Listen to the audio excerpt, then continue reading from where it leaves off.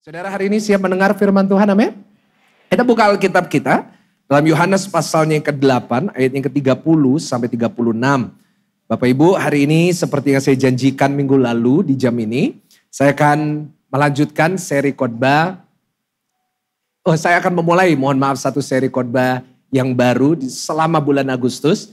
Jadi selama bulan Agustus di minggu 1, 2, 3, saya akan membawa satu firman Tuhan yang dengan tema yang sama, tetapi di bagian-bagian yang berbeda. Dan doa saya, tema terbaru ini, seri khotbah terbaru ini dapat menjadi berkat buat kita. Saya akan baca ayatnya ke-30, saudara 31, dan kita akan nanti di ayat 36 baca dengan suara yang keras. Demikian firman Tuhan. Setelah Yesus mengatakan semuanya itu, banyak orang percaya kepadanya. 31, maka kepada orang-orang Yahudi yang adanya. Jikalau kamu tetap dalam firman-Ku, kamu benar-benar adalah, dan kamu akan mengetahui kebenaran, dan kebenaran itu akan memerdekakan kamu. 33, jawab, kami adalah keturunan Abraham dan tidak pernah menjadi hamba siapapun. Bagaimana engkau dapat berkata? Kata Yesus kepada mereka, aku berkata kepadamu, sesungguhnya setiap orang yang berbuat dosa adalah hamba dosa. 35, dan hamba tidak tetap tinggal dalam rumah, tetapi anak tetap tinggal dalam rumah. 36 baca sama-sama dengan keras. 1, 2, 3. Jadi apabila anak itu memerdekakan kamu, kamu pun benar-benar merdeka. Hari ini saya akan mulai satu seri, saya beri judul untuk seri khotbah selama bulan Agustus ini dengan judul benar-benar merdeka. Ulangi, 1, 2, 3. Benar-benar merdeka. Kasih tahu kanan kiri, benar-benar merdeka. Saya doa lewat firman ini, apa yang disampaikan akan membuat saudara dan saya benar-benar merdeka. Saudara, ayat 36, kita baca sekali lagi, merupakan satu ayat yang menjadi ayat pegangan bagi banyak orang. Bahkan saya yakin kalau saudara sudah menjadi orang Kristen cukup lama, saya yakin setiap tahun pasti, kalau di bulan Agustus terutama bagi kita orang Indonesia, tentunya ayat ini akan muncul karena bicara tentang kemerdekaan. Dan pertanyaan saya kepada saudara adalah yang pernah membaca ayat ini atau sering mendengar ayat ini, maksudnya merdeka itu gimana sih? Apakah kita hanya bebas gitu aja untuk melakukan apa yang kita mau? Apakah kita bebas dari atau merdeka dari persoalan? Kenyataannya adalah tidak selalu demikian, bukan? Boleh saya tanya kepada saudara, berapa banyak saudara yang mengikut dan percaya Tuhan Yesus? Angkat tangan. Oh, di belakang ada yang enggak ya? Loh, terus ngapain saudara di sini ya kan? Sekali lagi tolong bantu saya jawab. Siapa di sini percaya dan mengikut Tuhan Yesus? Angkat tangan. Oke, di belakang juga udah aman.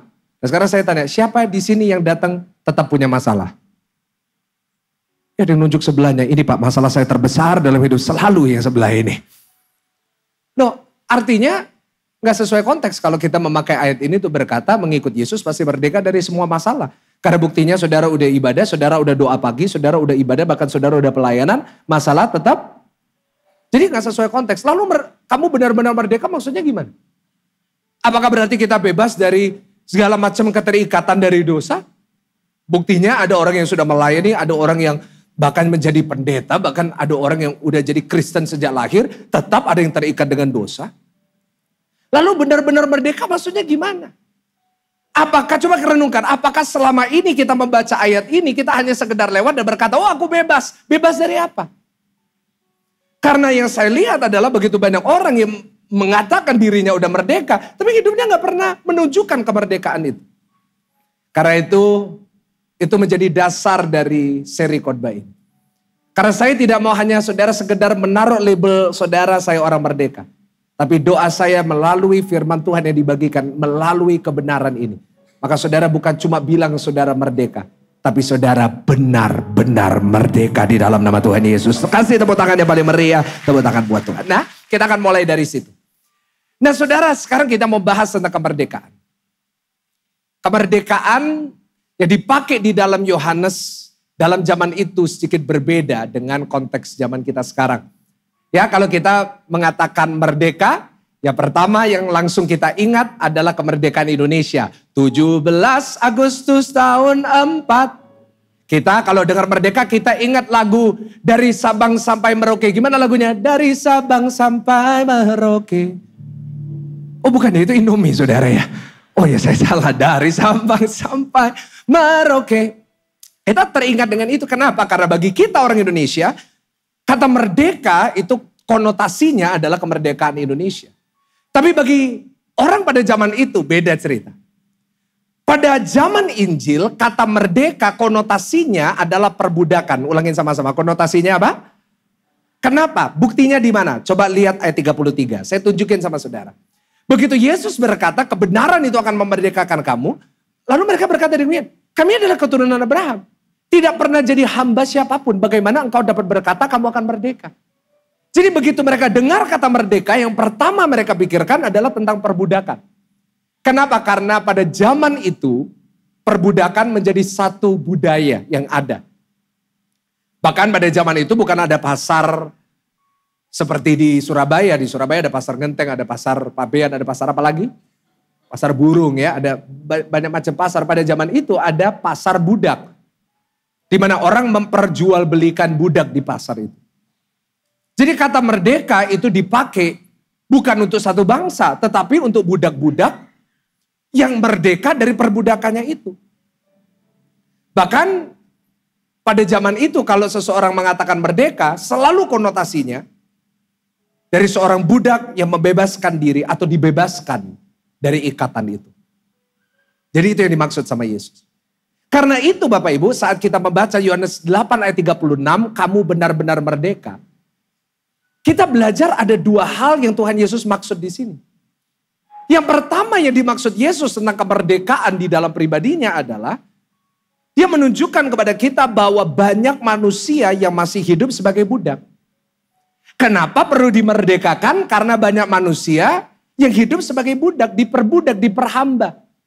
Diikat hidupnya. Diikat oleh apa? Berbagai macam hal. Dan kenyataannya adalah bagi kita yang hadir di tempat ini, saudara akan setuju dengan saya. Begitu banyak manusia yang hari-hari ini terikat dengan berbagai macam hal dalam hidupnya. Ada orang yang hidupnya terikat dengan ketakutan. Diperbudak dengan kekhawatiran akan masa depan.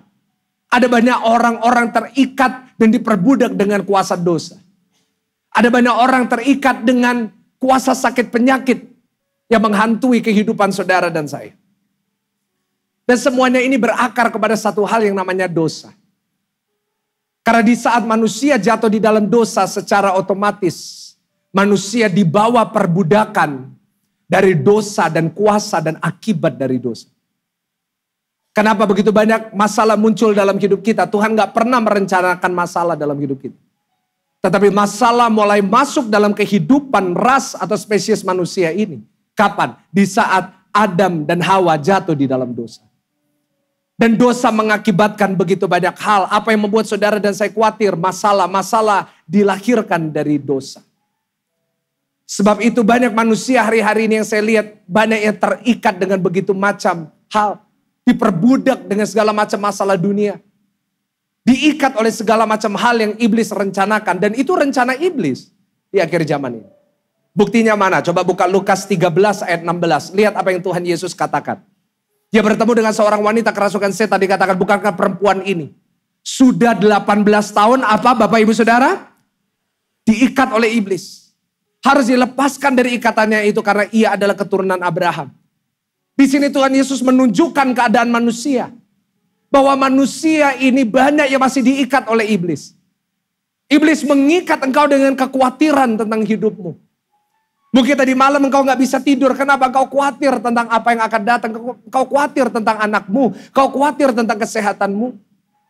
Mungkin hari ini ada dari engkau yang diikat oleh dosa. Engkau mau ninggalin dosa itu Pak. Engkau mau berhenti selingkuh. Engkau mau berhenti di dalam dosa itu. Tetapi engkau terus dibawa. Terus diikat dengan itu. Dan Tuhan Yesus mengerti itu. Sebab itu dia ingin memerdekakan. Kenapa? Karena poin yang pertama saya tampilin lagi. Manusia banyak yang masih hidup sebagai budak. Coba renungkan, seringkali kita ini gak pernah bebas dari ikatan-ikatan iblis yang sudah ada di dalam hidup kita sudah lama. Meskipun kita ke gereja, meskipun kita beribadah. Meskipun bahkan kita menjadi pelayan Tuhan, meskipun ada yang menjadi pendeta pun. Banyak dari kita masih terikat dengan berbagai macam hal. Tetapi Yohanes 8 ayat 36 bukan hanya menyatakan itu. Kegagalan manusia. Tetapi dikatakan apabila anak itu memerdekakan kamu, kamu benar-benar merdeka. Dari situ Tuhan Yesus menunjukkan kita yang pertama, memang banyak manusia yang masih hidup sebagai budak. Tetapi dari ayat yang sama dia berikan pengharapan kepada kita. Yes, banyak manusia masih diperhamba oleh ikatan-ikatan iblis. Tetapi yang kedua dia mengajarkan hanya Yesus yang sanggup benar-benar memerdekakan orang percaya yang diikat. Kasih tepuk tangan yang lebih dahsyat buat Tuhan. Memang banyak manusia yang hidupnya tidak pernah merdeka dari segala macam ikatan iblis. Tetapi Yesus datang ke dunia ini supaya kita benar-benar merdeka. Kasih tahu kanan kiri, benar-benar merdeka. Itu ditunjukkan dalam Galatia 5 ayat yang pertama. Berbunyi supaya kita sungguh-sungguh merdeka. Kristus telah memerdekakan kita. Karena itu berdirilah teguh dan jangan mau lagi dikenakan kuk perhambaan. Kembali bicara tentang perbudakan. Sebab itu kalau hari ini kita benar-benar mengalami kemerdekaan yang benar-benar Tuhan sediakan buat kita. Saya yakin hidup kita pasti berbeda dan diubahkan Tuhan. Sehingga kita tidak lagi diperhamba oleh berbagai macam hal. Apakah saudara dan saya mau hidup selamanya diikat oleh kekhawatiran? Apakah selamanya saudara dan saya mau hidup di dalam ketakutan? Apakah selamanya saudara mau hidup di dalam dosa? Tentunya jawabannya pasti tidak. Tetapi hanya ada satu pribadi yang bisa membebaskan dan memerdekakan saudara. Yang pasti bukan diri kita. Karena dari pengalaman saya dan dari pengalaman kita semuanya.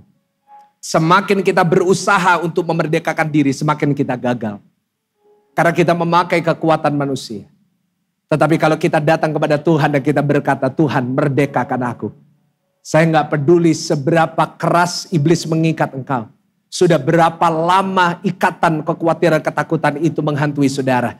Tetapi asal ada Tuhan di dalam hidup kita, kita akan melihat kita benar-benar merdeka bersama dengan Tuhan. Sama-sama katakan merdeka. Ya. Karena itu selama bulan Agustus, saya mau membimbing saudara, mengajak saudara dalam satu perjalanan kemerdekaan. Supaya kita benar-benar merdeka. Doa saya di akhir dari seri khotbah ini, kita semuanya benar-benar merdeka. Saya bagi seri khotbah ini menjadi 3. Jadi hari ini minggu pertama bulan Agustus, minggu depan minggu ketiga ya. Jadi saudara ikuti, saya akan bagi jadi 3 khotbah. Benar-benar merdeka dalam apa? Yang pertama, hari ini saya akan bahas merdeka dari kekhawatiran. Nanti minggu depan, minggu kedua saya akan khotbah merdeka dari keterikatan dosa. Dan nanti di minggu ketiga, saya akan menyampaikan tentang merdeka dari hukuman kekal. Dan saya berdoa firman Tuhan ini memberkati saudara semuanya. Hari ini saya akan mulai dengan yang pertama, sekalian kita tutup dalam ini. Yaitu hari ini kita mau belajar untuk merdeka dari kekhawatiran. Boleh saya tanya, berapa banyak saudara yang datang mau merdeka dari ikatan kekhawatiran? Angkat tangan. Oi, kasih tepuk tangan yang paling buat tadi. Ya. Senggol kanan kiri, jangan khawatir. Saudara, Tuhan benar-benar taruh dalam roh saya ya. Di ibadah hari ini, setiap ibadah yang saya layani. Saya rasa Tuhan kirim orang-orang yang datang dengan kekhawatiran. Entah engkau khawatir tentang anakmu, kau khawatir tentang masa depanmu, kau khawatir tentang kesehatanmu, kau khawatir tentang istrimu, kau khawatir tentang berbagai macam hal. Hari ini kita mau dimerdekakan sama-sama, amin. Ya. Saudara mungkin ada yang khawatir, saudara gak perlu bilang saudara khawatir, dari wajah saudara kelihatan saudara khawatir. Ada yang khawatir tentang nanti hari Senin jatuh tempo. Karena minggu pertama ini saudara tanggal-tanggal menakutkan ini Bapak Ibu ya. Dan saya berdoa hari ini kita semuanya dimerdekakan. Kenapa? Kita perlu bahas kekhawatiran dulu. Pak Pendeta kenapa tidak membahas tentang dosa dulu? Kan dimaksudkan sesuai konteks ini adalah tentang dosa. Saya ngerti. Kita akan bahas tentang dosa minggu depan. Tapi kenapa saya mau bahas dulu tentang kekhawatiran? Lukas 8 ayat 14. Dikatakan yang jatuh dalam semak duri, ialah orang yang telah mendengarkan firman ini. Ini perumpamaan tentang penabur. Saya banyak diberkati karena saya lagi bahas ini di doa pagi kalau saudara ikut. Dikatakan tentang mendengar firman itu dan dalam pertumbuhan selanjutnya mereka terhimpit oleh apa Bapak Ibu Saudara? Dan kekayaan dan kenikmatan hidup sehingga mereka tidak menghasilkan apa saudara? Nah, jadi kalau saya nabur firman banyak kepada saudara, tapi selama saudara gak pernah merdeka dari kekhawatiran, firman itu gak bisa bertumbuh. Jadi hari ini kita beresin dulu yuk. Kita selesain dulu supaya kita ini hidup gak dikuasai sama kekhawatiran itu. Dan kita akan mulai hari ini di part 1. Saudara, untuk saudara dan saya merdeka dari kekhawatiran, hari ini saya mau mengajar kepada saudara dari satu kisah. Saya yakin saudara pernah tahu kisah ini. Dalam Yohanes 2 ayat 1-9. Saya akan bacakan buat saudara. Saudara boleh ikuti. Ayat 1-10, nanti ayat 10 kita baca bersama-sama. Saudara perhatikan di screen saudara masing-masing ya. Pada hari ketiga ada perkawinan di Kana yang di Galilea. Dan ibu Yesus ada di situ. Yesus dan murid-muridnya diundang juga ke perkawinan itu. Ketika mereka kekurangan anggur, ibu Yesus berkata kepadanya, mereka kehabisan anggur. Kata Yesus kepadanya, mau apakah engkau daripadaku ibu, saatku belum tiba. Tapi ibu Yesus berkata kepada pelayan-pelayan, apa yang dikatakan kepadamu, buatlah itu. Di situ ada 6 tempayan yang disediakan untuk pembasuhan menurut adat orang Yahudi. Masing-masing isinya 2-3 buyung. Yesus berkata kepada pelayan-pelayan itu, isilah tempayan-tempayan itu penuh dengan air. Dan mereka pun mengisinya sampai penuh. Lalu kata Yesus kepada mereka, sekarang cedoklah dan bawalah kepada pemimpin pesta. Lalu mereka pun membawanya. Setelah pemimpin pesta itu mengecap air yang telah menjadi anggur itu dan ia tidak tahu dari mana datangnya. Tapi pelayan-pelayan yang mencedok air itu mengetahuinya, ia memanggil mempelai laki-laki. Ayat 10 baca bersama-sama 1, 2, 3. Dan berkata kepadanya, ayo setiap orang menghidangkan anggur yang baik dahulu dan sesudah orang puas minum barulah anggur yang baik. Akan tetapi engkau menyimpan anggur yang baik sampai sekarang. Kita tahu ini sebagai mujizat pertama yang dilakukan Tuhan Yesus dalam pelayanannya. Jadi menurut saya ini merupakan satu kisah yang luar biasa. Kita bisa melihat cerita ini dari banyak macam konteks. Tapi hari ini saya mau menunjukkan kepada saudara dari sisi tentang kekhawatiran. Saudara, dari kisah ini saya akan tunjukkan kepada saudara ada 3 prinsip yang harus kita pegang. Kalau kita mau merdeka dari kekhawatiran. 3 prinsip ini bisa kita dapatkan dari mujizat pertama Yesus ini. Nah, doa saya 3 prinsip ini selalu kita pegang dalam hidup kita. Yang pertama, tanpa lama-lama. Dalam Yohanes 2 ayat 1-3. Bisa ditampilkan kembali. Saya mau saudara perhatikan lebih cermat lagi ayat 1-3. Pada hari ketiga ada perkawinan di Kana yang di Galilea dan ibu Yesus ada di situ. Yesus dan murid-muridnya diundang juga ke perkawinan itu. Ayat 3 baca sama-sama. 1, 2, 3. Ketika mereka kekurangan anggur, ibu Yesus berkata kepadanya, apa saudara? Mereka kehabisan anggur. Jadi anggurnya habis. Nah, saudara tahukah bahwa kalau kita membaca ayat ini sesuai konteks zaman pada saat itu, ini merupakan satu masalah yang sangat besar. Bahkan saya bisa katakan this is the worst case scenario dalam sebuah wedding. Karena budayanya orang Israel sama kita itu beda. Kalau kita ini orang Indonesia ya, kalau kita datang ke pesta, yang paling penting apanya Bapak Ibu? Hah, souvenir? Janganlah saudara ya. Kalau saudara datang ke pesta yang saudara paling pentingin biasanya apa? Makanan ya. Wah, makanannya enak atau enggak? Wah, makanannya ini berapa macam? Nggak peduli artisnya berapa, nggak peduli entertainmentnya, MC-nya, kadang-kadang kita lupa. Ya kita ingat biasanya makanannya.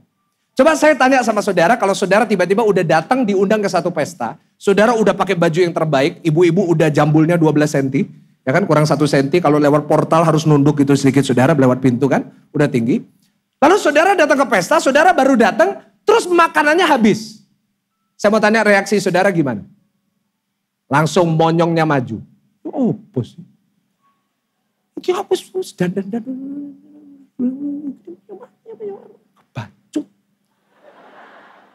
Dan saudara bisa bayangin 1000 orang ngomong kayak gitu.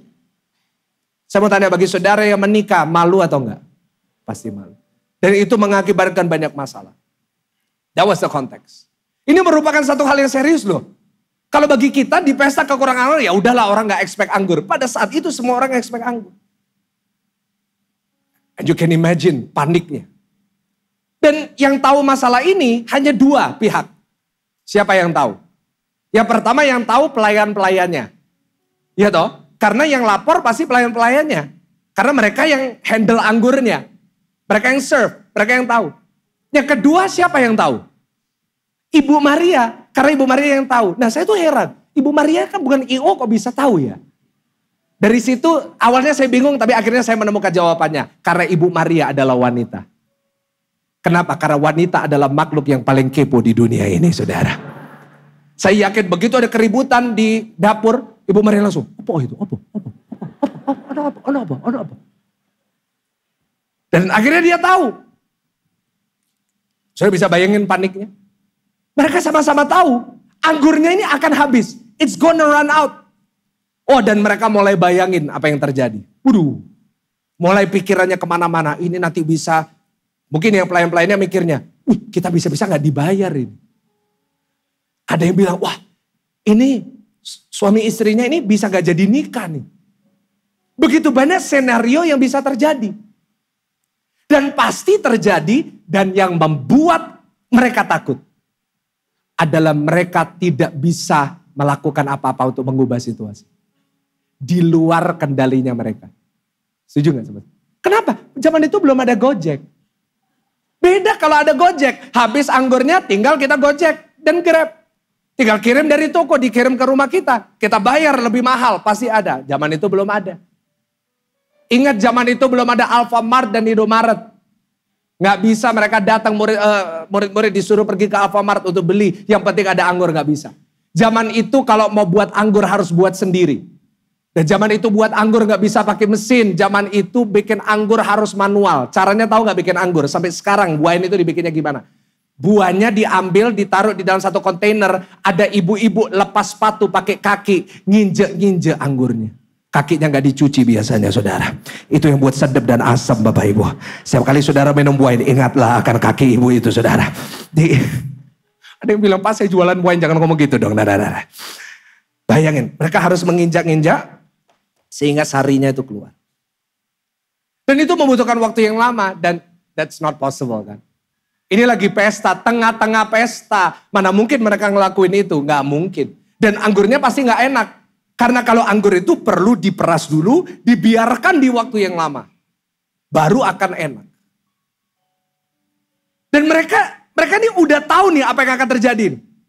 Mereka udah tahu kemungkinan yang akan terjadi. Mereka tahu itu akan terjadi, tapi belum terjadi. Bayangin ketakutannya orang kayak gitu. Nah itu definisinya kekhawatiran kan. Ini coba. Apa itu kekhawatiran? Kekhawatiran itu adalah kita ini membayangkan apa yang mungkin bisa terjadi. Saya ulangi sekali lagi. Apa itu kekhawatiran? Kekhawatiran itu adalah ketakutan yang muncul karena membayangkan apa yang mungkin bisa terjadi. Walau itu belum terjadi. Setuju gak sama saya? Orang bisa khawatir itu udah terjadi belum? Tapi saat kita bayangin kita jadi takut. Kita jadi, nanti kalau kayak gini gimana ya? Kalau kayak gini gimana ya? Ada satu ibu pernah saksi. Saksinya agak aneh sih. Ya saksinya dia bilang gini, iya pastor saya ini seneng ya. Saya ini dulu sejak muda, saya itu nabung beli rumah. Saya punya 3 rumah. Kenapa saya punya 3 rumah, Pastor? Saya itu punya 3 anak perempuan. Dari dulu saya itu paling khawatir, sejak mereka kecil saya itu paling khawatir. Anak-anak saya ini dapat jodoh yang pengangguran. Puji Tuhan, Pastor, 3-tiganya dapat pengangguran. Saya jadi bingung, ini kesaksian atau curhat, saudara ya kan? Karena itu puji Tuhan dapat. No. Kadang-kadang dalam hidup kita kan kayak gitu. Anak kita masih kecil, kita udah bayangin ke depan. Ya sih, itu yang saya alami sekarang. I'm a new dad. Kan? Saya baru punya anak saya baru 6 bulan. Anak saya baru 6 bulan aja. Saya udah mikirin dia ke depan loh. Ya gak sih, saudara punya anak, relate gak sama saya sih?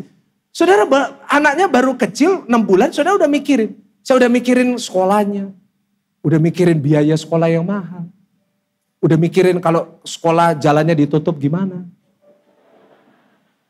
Kalau gak bisa bayar iuran RW gimana. Saudara kok tertawa sih? Jangan diviralin loh saudara ya, saya gak nyebut nama loh saudara.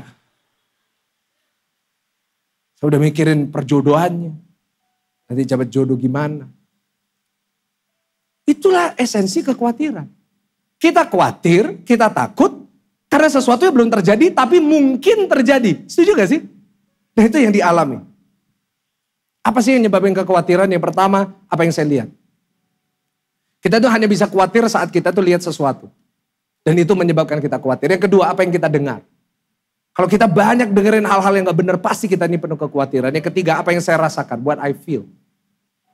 Karena perasaan kita aja yang membuat kita khawatir. Dan yang lebih menakutkan tentang kekhawatiran adalah, kita ini membayangkan apa yang akan terjadi. Ikuti saya ya. Membayangkan apa yang mungkin akan terjadi. Tetapi dalam hati kita tahu itu pasti terjadi. Waduh, kacau. Sama seperti pelayan-pelayan dan Maria.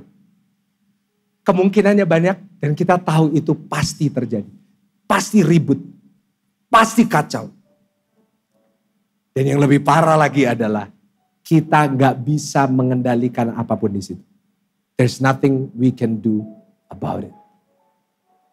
Karena itu ini poin yang pertama yang harus saudara pegang kalau saudara mau merdeka dari kekhawatiran. Poin saya yang pertama catat yaitu kita harus sadar bahwa saya tidak bisa mengendalikan segalanya. Ulangin sama-sama 1, 2, 3. Saya tidak bisa apa saudara? Sehebat-hebatnya saudara, sekuat-kuat saudara, sekaya-kaya saudara, kita semuanya tidak pernah akan ada satupun yang bisa mengendalikan semua hal dalam hidup kita. Memang keinginannya adalah saya mau ngendaliin semuanya. Kita mau ngendaliin anak kita harus menjadi seperti yang kita mau. Suami saya harus seperti yang saya mau. Usaha saya jalannya harus seperti yang saya mau. Tetapi kenyataannya satu hal yang saya sadari dalam hidup saya. Kita tidak bisa mengendalikan segalanya. You cannot. Kita gak bisa kendalikan kapan kita sakit. Setuju gak sama saya? Kita gak bisa kendalikan kapan kita mati. Pak, Bu, sorry ya. Kita semuanya di sini pasti mati gak? Bukan ada yang pura-pura gak dengar? Pak, Bu. Kita semuanya di sini pasti satu saat akan mati. Kita gak bisa kendalikan itu. Kita gak bisa kendalikan kapan kita sakit. Kita gak bisa kendalikan kapan kita punya masalah keuangan. Kita gak bisa kendalikan kapan orang tua kita tiba-tiba kena sakit penyakit yang kita takutkan. Banyak, saudara, semakin kita merenungkan ini, semakin kita sadar betapa terbatasnya kita ini manusia. Karena kalau kita renungkan segala hal yang terjadi dalam hidup kita, sangat terbatas sekali hal-hal yang kita bisa kendalikan.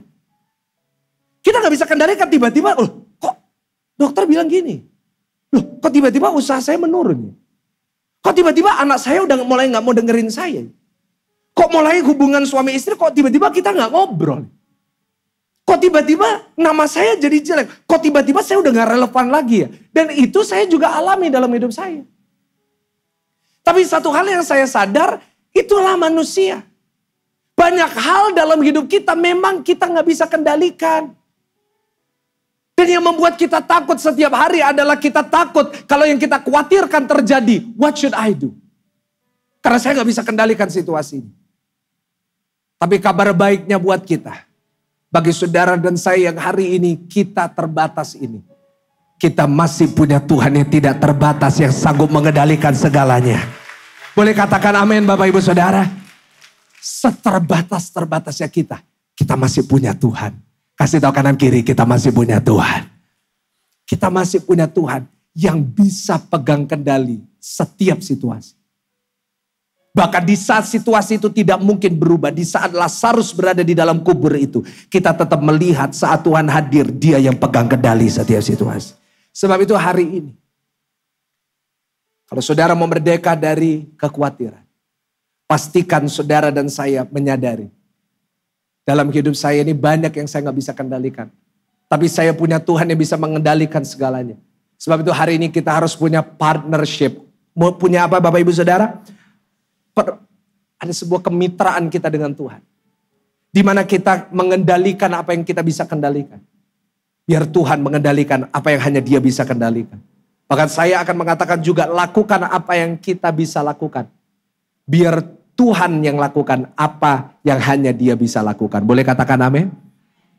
Apa yang bisa kita lakukan, lakukan itu. Seringkali kita ini terlalu fokus dengan apa yang kita gak bisa kendalikan. Yang bisa kita kendalikan kita gak urus. Kita gak kerjakan. Contohnya apa? Banyak orang mau mulai sebuah usaha, mau mulai sebuah pekerjaan. Gak pernah kerja-kerja. Pernah gak ketemu orang kayak gitu? Dari dulu rencana terus. Ya nanti satu hari saya akan nih. Tapi gak jalan-jalan. Kenapa? Karena selalu bilang, oh nanti kayak gini, nanti kayak gini. Kalau kayak gini gimana? Yes, itu gak bisa engkau kendalikan. Tapi engkau kan bisa mulai gitu. Kau bisa lakukan apa yang kau bisa lakukan. Nanti Tuhan akan melakukan bagiannya untuk menolong saudara dan saya. Boleh katakan amin? It's that simple. So kita melangkah aja. Apa yang bisa kita lakukan, lakukan yang terbaik. Ada anak muda datang sama saya, laki-laki. Dia datang sama saya, dia bilang, Pastor, jomblo sih dia. Dia bilang, Pastor, marketnya lagi susah. Loh, saya bilang, market apa? Saham, BCA, Astra. Enggak. Market perjodohan. Ini lagi angel. Supply-nya tambah dikit. Susah marketnya. Oh. Lalu dia bilang alasannya banyak. Ya toh? Alasannya banyak. Iya Pastor, ya gimana ya, saya sadar juga saya ini bukan dari keluarga kaya. Ya, gimana ya Pastor, kalau gak kaya itu jarang ada yang mau. Karena zaman sekarang itu modal lebih penting daripada model.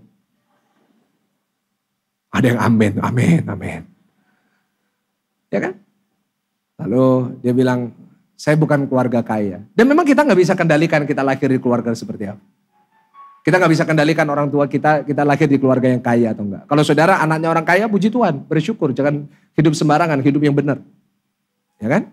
Tapi kita gak bisa kendalikan kita lahir di keluarga yang kaya atau enggak. Dia bilang sama saya dia bukan orang kaya. Tapi saya kan mau berikan pengharapan sama dia. Saya bilang gak apa-apa. Cari jodoh itu lakukan apa yang kita bisa. Minimal kamu gak kaya, minimal ganteng. Terus dia lihat saya. Loh, tapi saya gak ganteng. Terus saya jawab, iya juga benar sih. Ya memang kalau iya katakan iya, tidak katakan tidak saudara. Iya sih benar sih, saya setuju. Terus dia bilang, terus gimana Pastor? Oh terus saya pikir, gak kaya, gak ganteng. Oke. Gak apa-apa gak kaya, gak apa-apa gak ganteng, minimal rajin. Iya gak Pak Bu? Ya toh? Gak kaya gak apa-apa. Tapi memang kalau kaya sih nilai plus. Saudara di sini yang punya anak perempuan, ingin dapat anak perempuannya yang kaya atau miskin? Oh gak ada yang punya anak perempuan. Anak laki semua di gereja ini.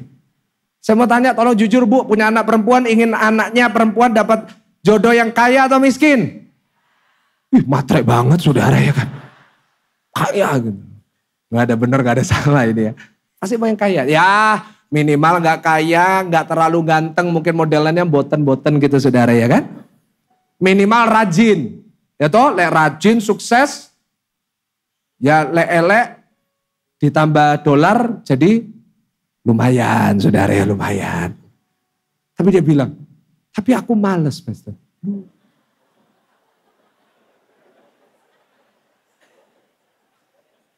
Terus saya bilang, oke, masih ada pengharapan buat kamu.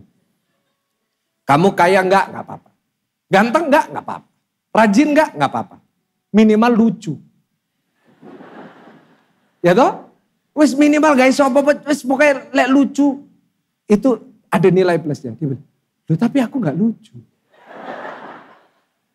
Terus saya bilang, ya udah jodohmu berarti Tuhan Yesus.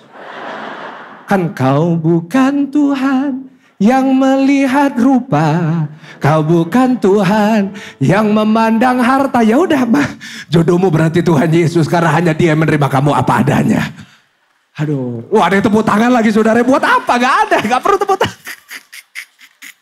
Lucu ya kalau jam 12 mungkin jemaat ini saking belum makan jadi lucu semuanya saudara ya kan. Jadi saya lain kali kalau jam 12 aja deh, yang lain gak usah ya kan. Aduh lucu-lucu jemaat ada yang tepuk tangan loh kayak gitu ya saudara ya. Nah gini, jadi bagi saudara yang susah cari jodoh, minimal coba rubahlah. Ya kan? Saudara susah cari jodoh, coba introspeksi diri. Gak ada yang impiannya terlalu tinggi. Saya mau dapatnya itu yang ganteng kayak Lee Min Ho, kaya. Ya kan, saya mau kaya, punya pabrik emas. Punya, dia anak tunggal, orang tuanya sakit-sakitan udah mau mati. Loh, boleh mimpi besar, boleh. Tapi coba juga sadar diri. Saya lihat orang yang biasanya impiannya kayak gitu ya. Dalam hati saya tuh suka bilang gini. Memang kalau dia dapat yang kayak Lee Min Ho itu beruntung. Tapi kalau yang Lee Min Ho dapat yang kayak gini, itu musibah terbesar dalam hidupnya.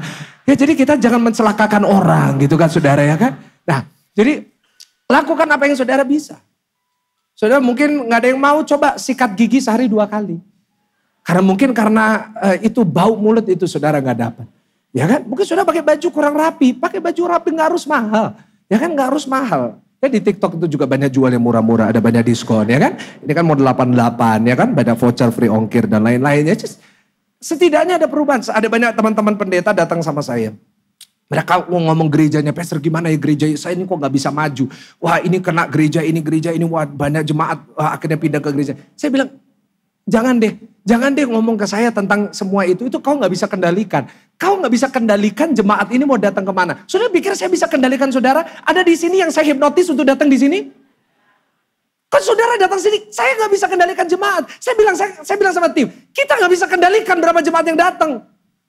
Saya bilang sama semua gembala-gembala, kita gak bisa kendalikan jemaat mau datang kemana. Mau program kita sebagus apa, kita gak bisa kendalikan. Tapi kita bisa lakukan bagian kita. Kita lakukan yang terbaik, nanti Tuhan yang kirim jiwanya, boleh katakan amin? Itu sederhana kan ya, itu kasih tepuk tangan yang paling meriah buat Tuhan. It's simple. Saudara, perbaiki dirimu, lakukan apa yang kau bisa. Stop mengasihani diri tentang hal-hal yang kau gak bisa kendalikan. Aduh Pak, saya memang gak punya warisan. Terus kenapa gak punya warisan? Aduh Pak, saya bukan dari keluarga kaya. Terus kenapa kau bukan dari keluarga kaya? Aduh Pak, tapi saya kayak gini. No. Stop mengasihani dirimu tentang hal-hal yang kau gak bisa kendalikan. Karena mengasihani diri gak pernah merubah situasimu. Mengasihani diri sendiri gak pernah merubah kekuranganmu. Gunakan kelebihanmu. Apa yang kau punya. Kau punya tempayan pakai itu. Saudara mungkin engkau berkata, Pak Tuhan kok ngizinin Pak. Saya ngalamin hal-hal yang saya tidak mau kendalikan. Memang Tuhan izinin dalam hidup. Tapi dengar baik, Tuhan gak pernah mengizinin tanpa dia menyediakan pertolongan. Buktinya Tuhan mengizinkan anggur itu habis. Tapi perhatikan ayat 2. Tetapi dia tetap hadir di situ.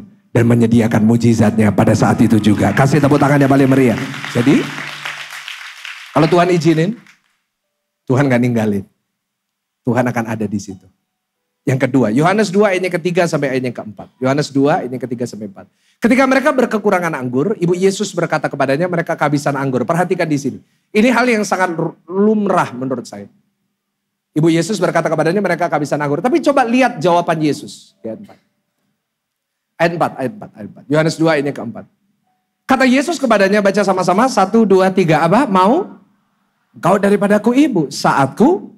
Coba renungkan. Pernah gak kita baca pelan-pelan terus kita renungkan? Kenapa jawaban Yesus gak nyambung dengan kalimat di ayat yang ketiga? Coba tampilin ayat yang ketiga. Ibu Yesus, Maria cuma bilang mereka kehabisan anggur. Loh kenapa Yesus bilang apa yang kau mau daripadaku ibu? Karena gini. Saudara saya merenungkan dan saya belajar. Dan para teolog dan akhirnya dengan saya. Dengan membaca, dengan belajar. Kita membuat sebuah kesimpulan. Pasti ada sesuatu di ayat 3 yang membuat Yesus menolak. Atau tegas dengan Ibu Maria. Ayat ketiga tampilin. Dikatakan. Ibu Yesus berkata kepadanya. Mereka kehabisan anggur. Kalau kita baca gini aja, kita lewat, ini biasa. Tapi coba saudara tambah ada nada, saudara tambah ada intonasi, dan saudara tambah kurang lebih ada yang tersirat di sini. Begitu Ibu Yesus dengar bahwa kehabisan anggur. Ibu Yesus langsung datang sama Yesus. Yesus, mereka itu udah kehabisan anggur. Ayo, do something. Lakuin sesuatu. Kamu gini aja, kamu gini. Perhatikan. Selama 30 tahun Yesus hidup, pada saat ini dia umur 30 tahun. Yesus itu di bawah otoritas orang tuanya. Yesus menghormati ayah dan ibunya, dia belum melakukan mujizat. Ingat mujizat di Kana ini, mujizat yang Jadi sebelum ini dia gak ngelakuin mujizat, kenapa? Itu yang Tuhan mau tunjukin sama kita. Sebelum Yesus khotbah depan ribuan orang, Yesus udah khotbahin dengan hidupnya. 30 tahun dia tunduk, dibawa kendali, dari ibunya. Namanya siapa? Maria. Dari sini kita belajar. Yang muda-muda di sini dengar baik. Kau boleh hebat, engkau boleh luar biasa, engkau boleh kaya, engkau boleh sukses. Tapi tetap seperti Yesus kita belajar. Hormati ayah dan ibu kita. Boleh katakan amin? Itu yang penting. Saudara, Tuhan Yesus selama itu dibawa kendalinya. Tetapi saat ini Yesus memulai pelayanannya. Karena ini akan menjadi mujizat Yesus yang pertama. Di ayat yang ketiga, Maria masih memakai cara lama. Dia memaksa Yesus. Ada unsur pemaksaan. Jesus, come on. Do something. Mereka kehabisan anggur. Mereka ini habis anggurnya. Come on, lakukan apa yang kamu lakukan. Karena saya yakin selama 30 tahun, Ibu Maria melihat Yesus itu bisa melakukan hal yang luar biasa. Dan Ibu Maria mulai maksa, you have to do something. Saudara, dari sini saya belajar yang kedua. Kalau kita mau merdeka dari kekhawatiran. Yang pertama, tidak semuanya itu harus saya kendalikan. Tidak semuanya bisa saya kendalikan. Yang kedua, catat baik-baik. Supaya kita merdeka dari kekhawatiran, kita harus belajar, saya tidak bisa memaksakan cara saya. Ulangin sama-sama dengan saya, 1, 2, 3. Saya tidak bisa apa saudara? Memaksakan cara saya. Maria di ayat 3 memiliki unsur yang tersirat. Apa? Memaksa Yesus untuk menolong. Karena selama 30 tahun Maria sudah terbiasa menyuruh Yesus melakukan dan Yesus harus nurut. Tetapi di sini awal pelayanan dari juru selamat kita. Yesus sudah usia 30, dia udah tidak lagi di bawah otoritas Maria. Apa yang terjadi? Yesus tegas dengan Maria. Di ayat yang keempat ada ketegasan. Dia berkata, mau apakah engkau daripadaku ibu? Yesus sudah berkata gini, tolong jangan paksa saya melakukan apa yang kamu mau. Ini bukan kurang ajar ya Bapak Ibu. Tetapi ini adalah sebuah ketegasan dari Yesus. Yang memberikan kita semuanya pelajaran penting. Apa? Bahwa dalam hidup ini kita tidak punya hak untuk maksa Tuhan melakukan apa yang kita mau. Saya ulangin lagi. Kita tidak punya hak untuk memaksa Tuhan melakukan apa yang kita apa? Kadang-kadang kita tuh maunya Tuhan itu melakukan sesuai dengan caranya kita. Kapan saya bisa lihat seseorang itu maksain caranya. Dan tidak berserah dengan cara Tuhan. Saat khawatir. Kenapa? Karena seringkali kita khawatir. Karena cara yang kita harapkan itu belum terjadi dalam hidup kita. Artinya engkau masih terpaku dengan cara saudara sendiri. Kau masih maksa Tuhan. Tuhan harus ini. Caranya harus seperti ini. Tetapi dalam hidup engkau harus sadar. Tidak semua yang terjadi, tidak semua berkat Tuhan, tidak semua cara Tuhan harus sesuai dengan cara kita. Boleh katakan amin Bapak Ibu? Saya tahu ini sulit untuk diaminkan. Karena kita semuanya inginnya Tuhan ngelakuin sesuai dengan yang saya mau. Saya pun juga demikian. Kalau bisa Tuhan itu lakukan dengan caranya saya. Caranya saya ini paling bagus nih. Tetapi hidup ini gak kayak gitu Bapak Ibu sama Tuhan. Gak semua Tuhan harus nurutin kita. Mungkin di awal-awal saudara ikut Tuhan. Mungkin lebih cepat mujizatnya. Pernah gak ada yang ngerasa kayak gitu? Engkau jemaat baru. Kau baru ikut Tuhan. Seakan-akan everything is awesome gitu. Semuanya itu lancar. Semuanya itu sesuai dengan keinginan. Tapi tiba-tiba semakin lama engkau ikut Tuhan. Lama-lama engkau ngerasa, loh kok rasanya yang aku harapkan kok gak terjadi. Saudara, untungnya Maria yang maksa Tuhan untuk melakukan sesuatu. Untungnya gak tersinggung waktu ditolak. Tetapi coba lihat ayatnya ke-5. Perhatikan ayat 5. Baca bersama-sama dengan suara keras. 1, 2, 3. Tetapi apa saudara? Ibu Yesus berkata kepada pelayan-pelayan dengan keras. Katakan apa? Apa yang dikatakan kepadamu, buatlah itu. Gak harus pakai cara saya. Mungkin Maria udah diskusi dengan pelayan-pelayan. Kamu nanti gini ya, nanti Tuhan Yesus kayak gini. Nanti Tuhan Yesus nyentuh airnya semuanya jadi anggur. Tetapi dia berubah, dia berkata, apapun yang dikatakan, apa? Buatlah itu. Wow. Di sini menunjukkan udah, gak usah cara kita. Cara kita boleh bagus. Tetapi kita nurut aja sama Tuhan, kita taat aja sama Tuhan. Bapak Ibu, hari ini saya mau ingatkan kepada saudara. Mungkin cara yang saudara harapkan gak terjadi hari ini. Itu membuat engkau khawatir. Tuhan kok belum kerjain sih? Tuhan kok belum lakukan sih? Tapi hari ini kita gak perlu khawatir lagi. Karena kita tahu mungkin cara yang kita mau gak dikerjakan Tuhan. Tetapi kita tahu Tuhan selalu punya cara untuk menolong kita. Tepuk tangannya paling meriah, lebih meriah lagi buat Tuhan kita. Tuhan selalu punya cara untuk menolong. Tuhan punya 1001 cara untuk menolong. Dan yang kedua yang saya pelajari, kita gak perlu khawatir. Kenapa? Karena cara Tuhan pasti lebih baik. Pasti lebih baik.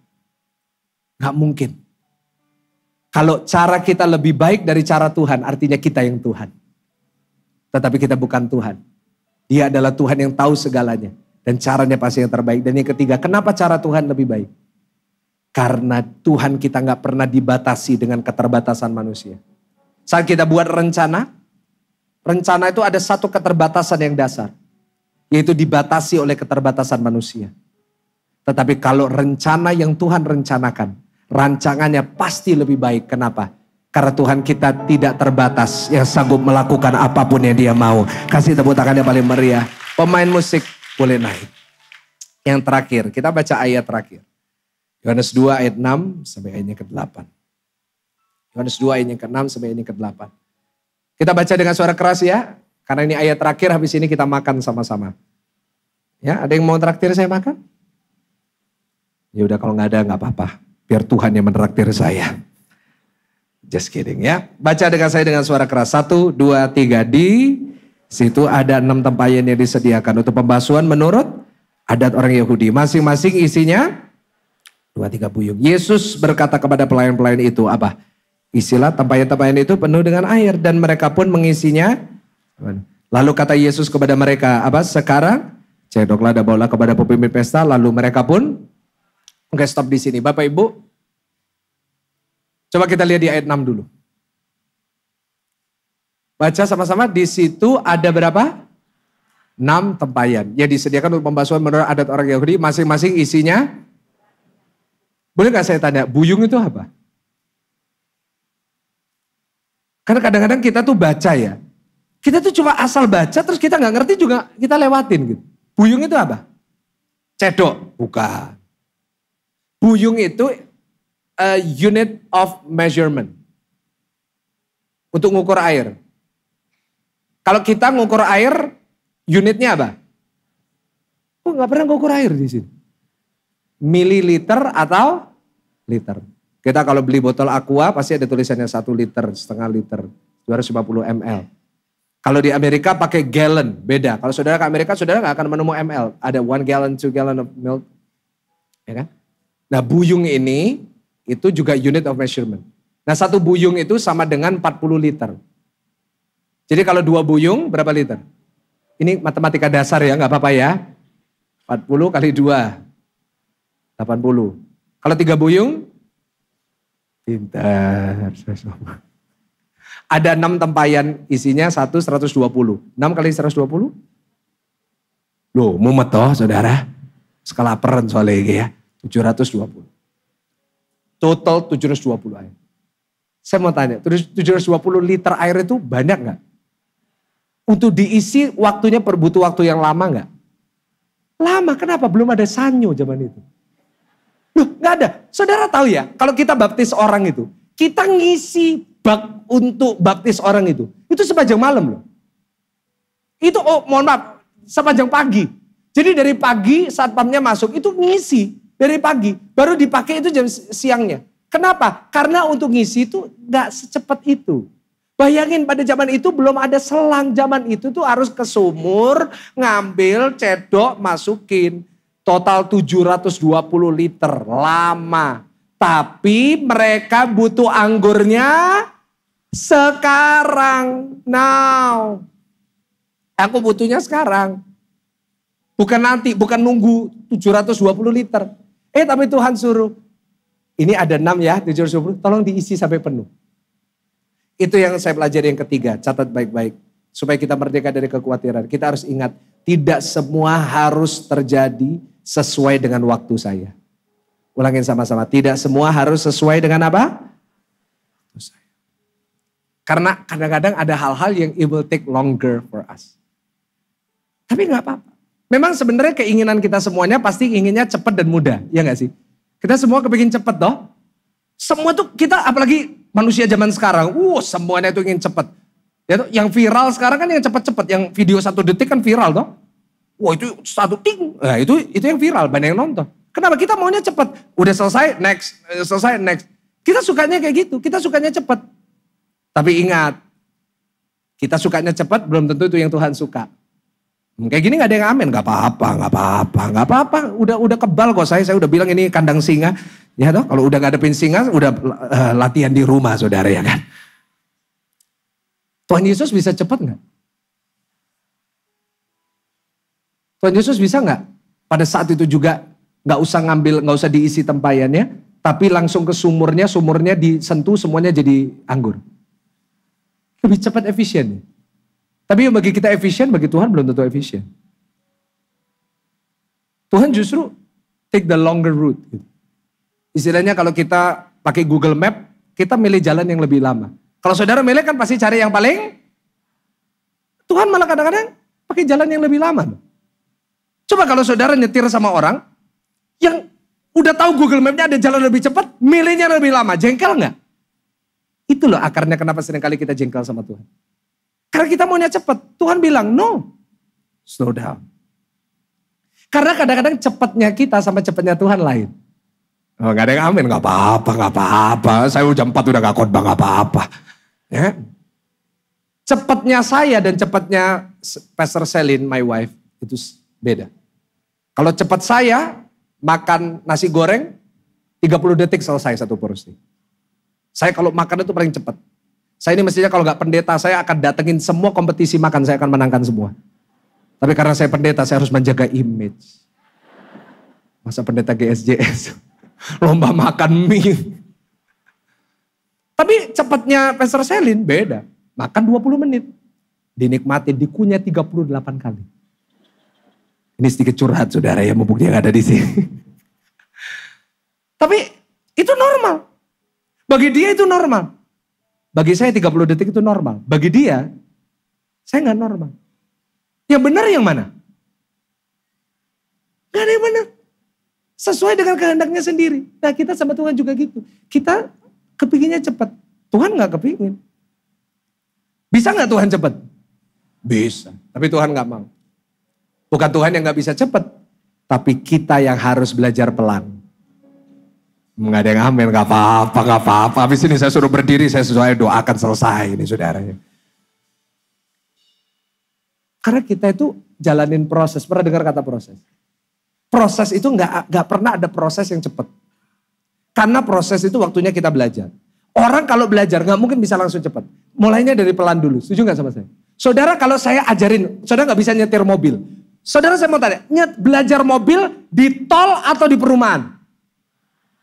Kenapa? Karena saudara kalau belajar harus mulai dengan yang gak mungkin langsung yang cepat. Mau saya bawain saudara mobil paling cepat, mobil Ferrari lah, mobil apa. Tapi kalau saudara gak pernah bisa nyetir, harus belajar dulu di pelan.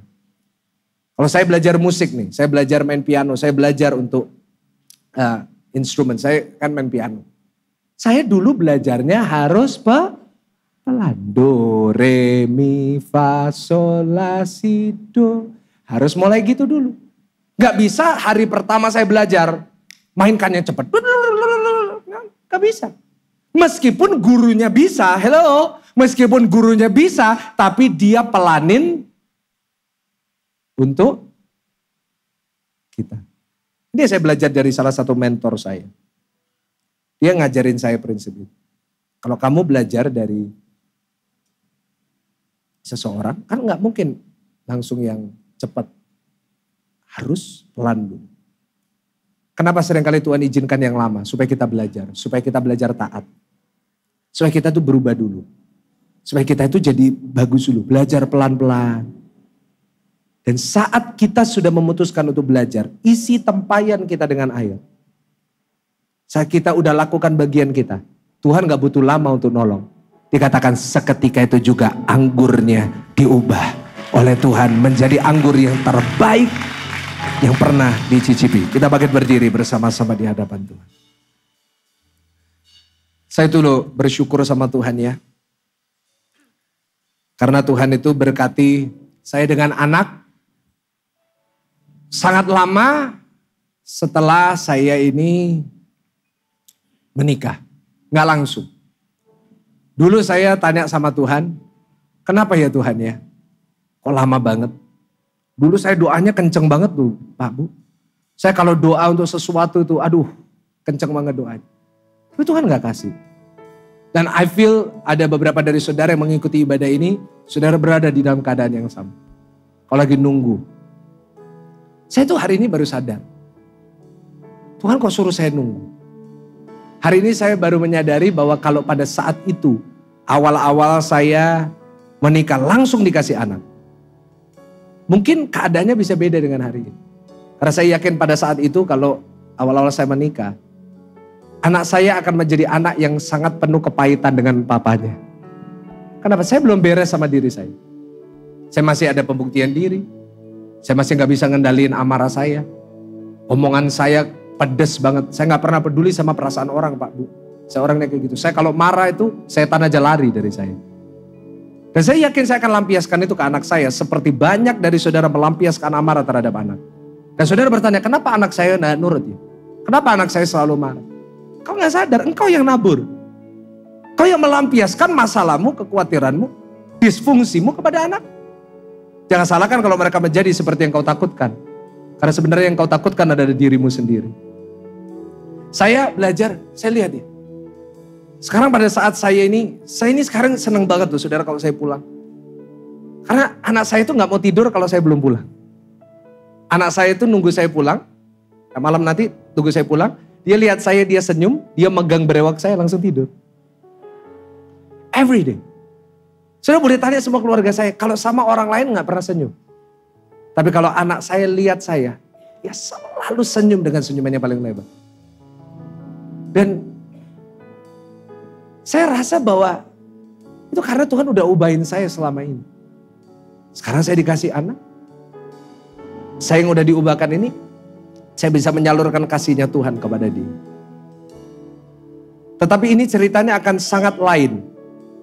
Kalau saya ingin dengan cara saya dulu. Cepat-cepat. Kadang-kadang Tuhan itu izinkan yang lama bukan karena dia gak bisa. Tapi kita yang perlu berubah.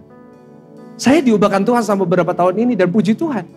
Sekarang saya bisa menyalurkan itu kepada anak saya. Dan saya berdoa anak saya ini nanti akan mengenal kasihnya seorang bapa dari saya. Itu sesederhana itu. Nah, apa yang kau sedang khawatirkan hari ini? Tuhan itu selalu baik. Setuju gak sama saya? Coba renungkan semua yang Tuhan udah kerjakan dalam hidup saudara. Kalau sampai hari ini kau masih ada di tempat ini, itu karena dia sudah terlalu baik untuk saudara dan saya. Karena itu nantikanlah perbuatan yang ajaib yang berikutnya dalam hidup saudara. Karena kalau dulu dia tolong kita, meskipun sekarang kita diizinkan lama dikit menolong, apa-apa. Karena satu hal yang pasti tentang Tuhan kita, dia tidak pernah gagal untuk menolong kita.